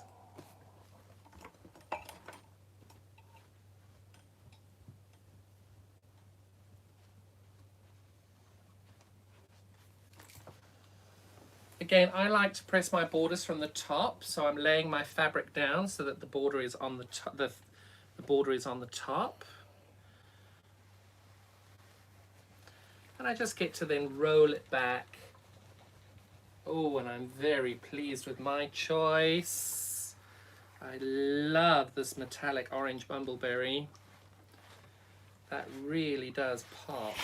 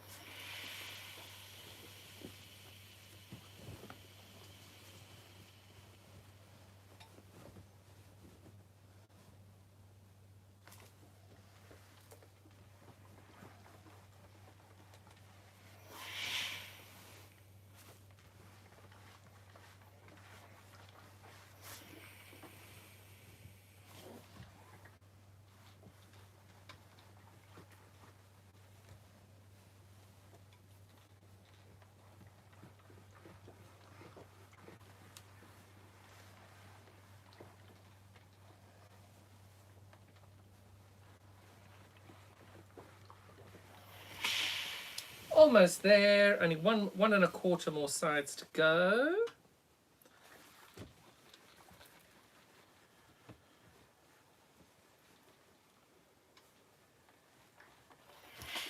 Oh, excuse me. Pardon me.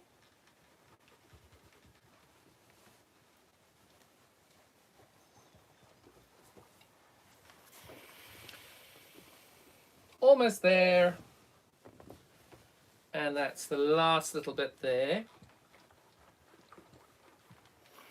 And you can see that little orange border, it really does just add that little hint of colour in there. I think it just adds. I don't know whether I shouldn't have chosen the darker orange,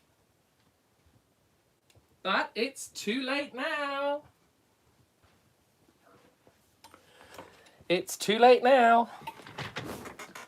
So just like before, I'm just going to take my ruler and I'm going to trim off these excess straps bits over here. Just get rid of those.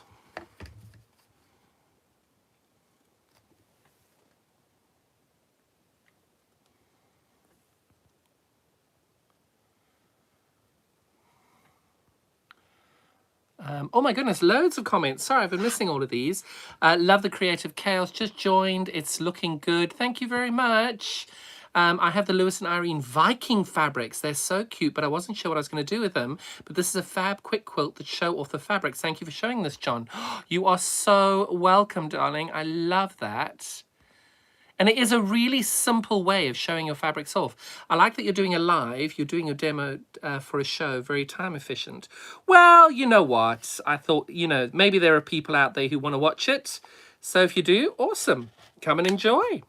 And I think as well, it's also, all the quilts that you see on demos, they're all done and dusted and it all looks so pretty and you make a block and that's fabulous. That's exactly what we want.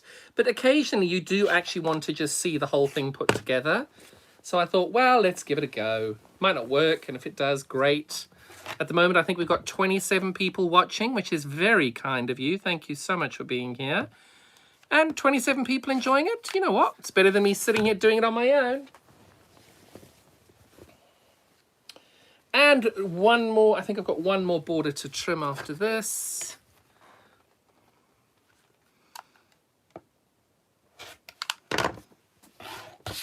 And last but not least, oh no, that one's done already. So now we're going to put these down the side. We've got the light grey. I've got 3 stitched on there. I'm hoping 3 will work. Not sure they will, but we're going to give it a go. And we are on the last border. So in theory, this should take 10 more minutes. Hopefully, if it doesn't, I'm sorry. But I want it done properly.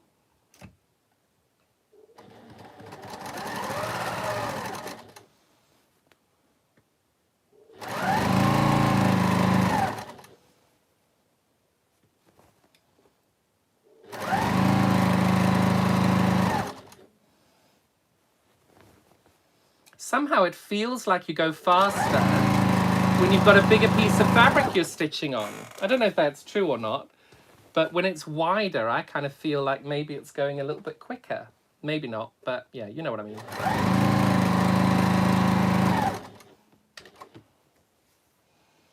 I have a machine that does its needle, it's got an option to have needle down.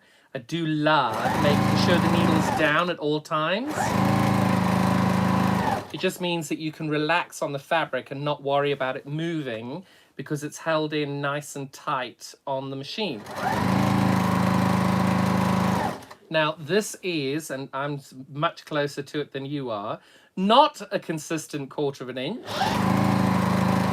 There is going to be a wobble on this, and I'm okay with that. If you get to the point that you're stitching and you see there's a 1/4 of an inch isn't quite right, it's best you stop at the time, unpick and redo it. But I am not that worried. It'll be what it'll be. And it's for my sofa and I am happy with that.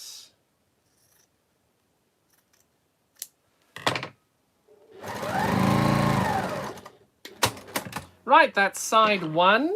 Now going to do side 2. I'm making sure that my borders first go on the sides, then go on the top and the bottom.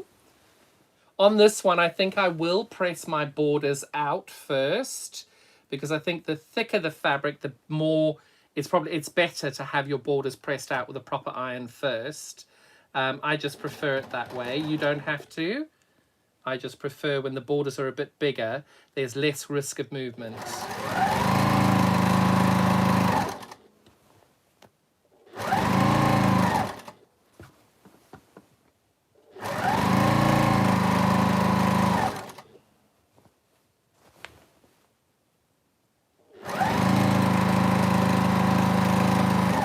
We're almost halfway on this last border.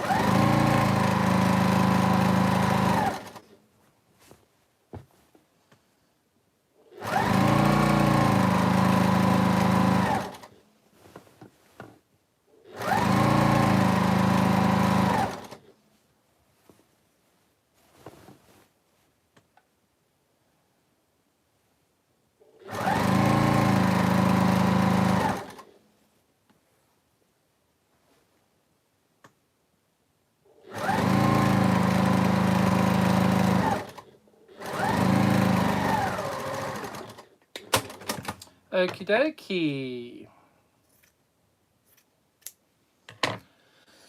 So we press those borders down now, give my iron a little wake up, grab my bottle of water.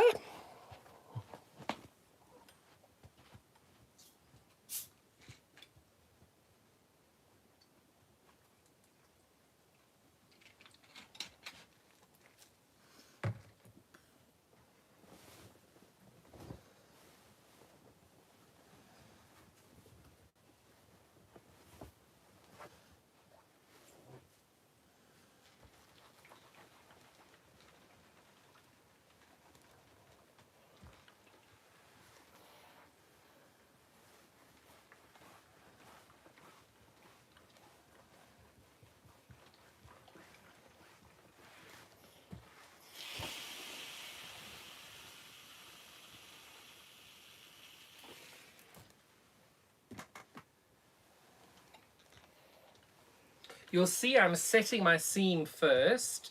I prefer to set my seam first because I think that little bit of heat just kind of relaxes everything first and makes the fabric a little bit more easy to maneuver as you press these seams over.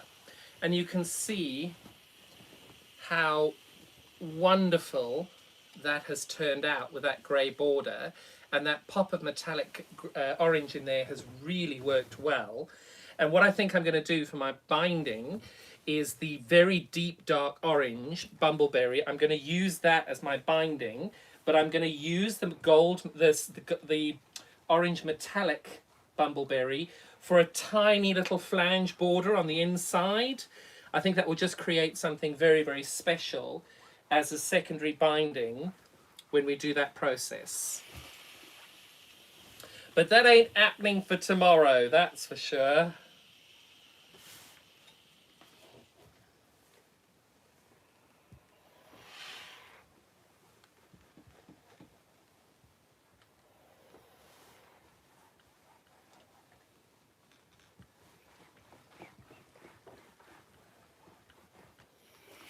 So that is the border on two sides.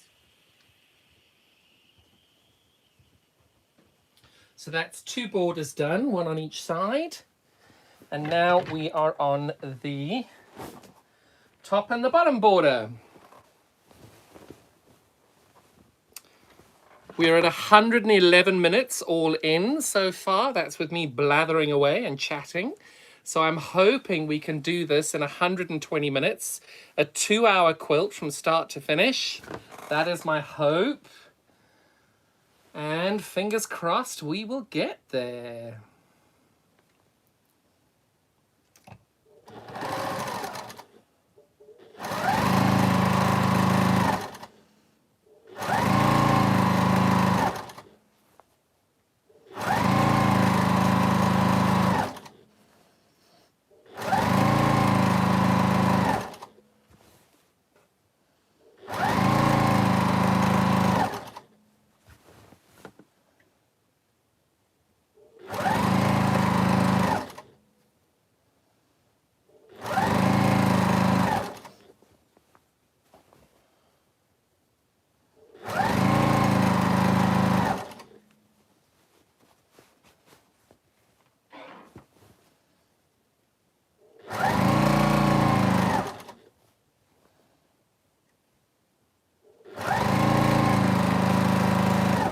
Almost there.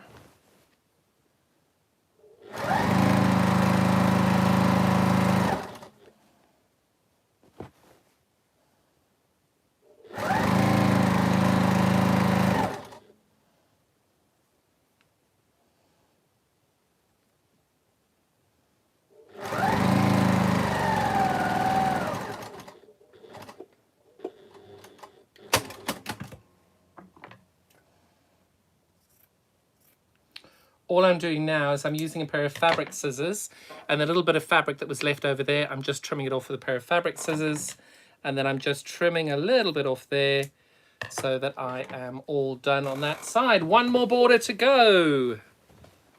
I think we're going to hit this 120 minutes, no problemo.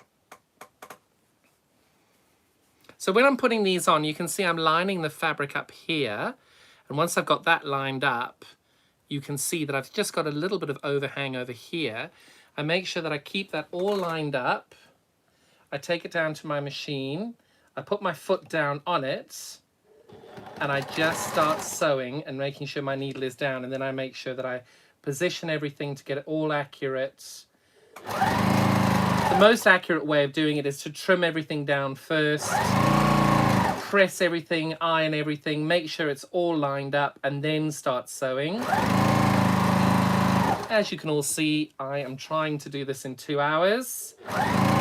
So quite literally, if I cut a few corners, and they are literally cutting corners, I'm going to. Rightly or wrongly, I'm going to.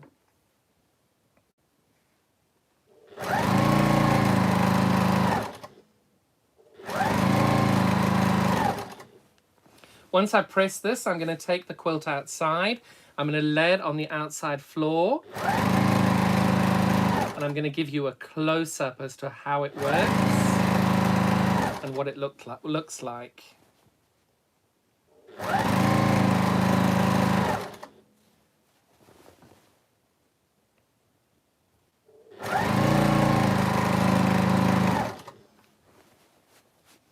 Almost there, almost there. And I think we are at 115 minutes. And I think we can call it my 75-minute quilt, because without my babbling in the middle, I think we could take that into account. And we are there. So we're going to call it the 75-minute quilt. Oh no, it's 115 minutes. No, we'll call it the 2-hour quilt.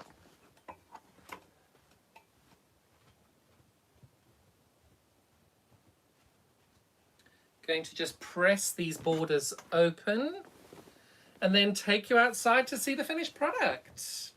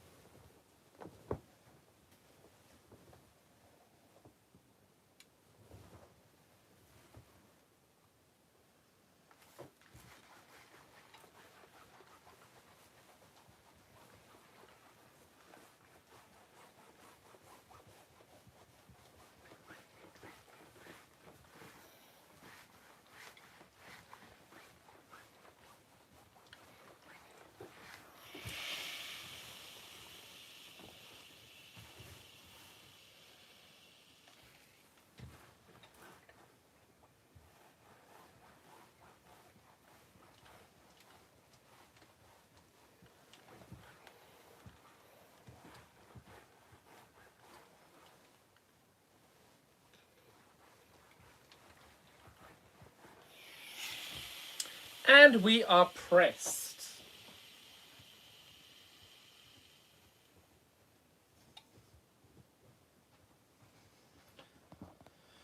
So I'm going to take you outside now. And give you a little insight to where we are and what it looks like when it's finished. And maybe, oh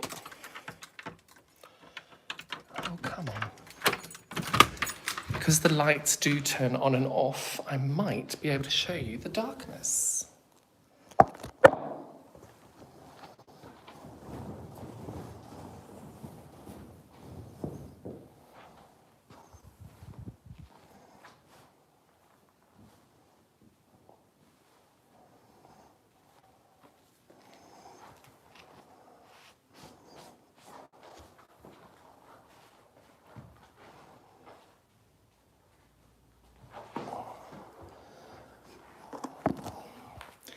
And here we have 1 hour and 18 minutes later, we have got the finished quilt.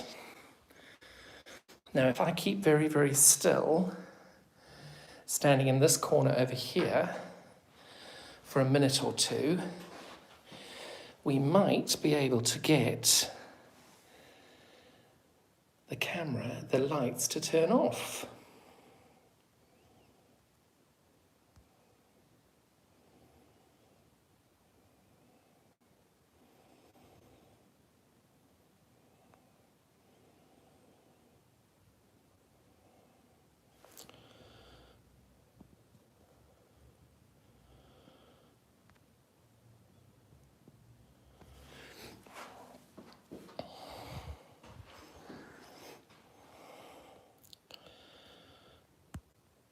Hello, I'm hoping you can now see this.